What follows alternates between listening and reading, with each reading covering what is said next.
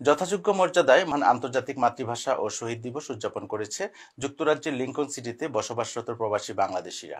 দর্শক, এ নিয়ে বিস্তারিত রয়েছে আমাদের সহকর্মী ফখরুল হোসেনের রিপোর্টে।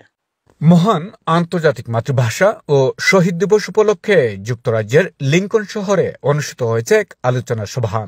শহরের একটি কমিউনিটি হলে আয়োজিত এই অনুষ্ঠানে প্রধান অতিথি হিসেবে উপস্থিত ছিলেন বাংলাদেশ সহকারী হাইকমিশন ম্যানচেস্টারে নিয়োজিত সহকারী হাইকমিশনার জনাব জুবায়েদ হোসেন।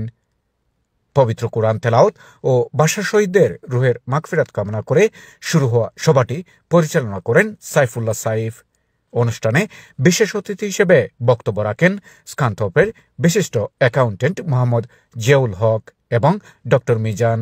অন্যান্যের মধ্যে বক্তব্য রাখেন আরাফাত উদ্দিন, লিটন, সোহেল, রাতুল, আমিন, নুরুল মুস্তফা ও বেলাল রহমান সহ আরও অনেকে।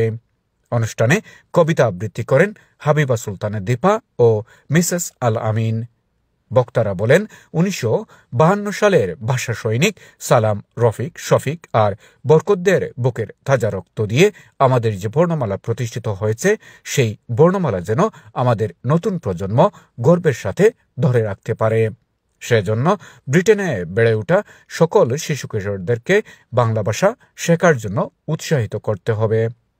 Fakhrul Hossain, NTV, Europe.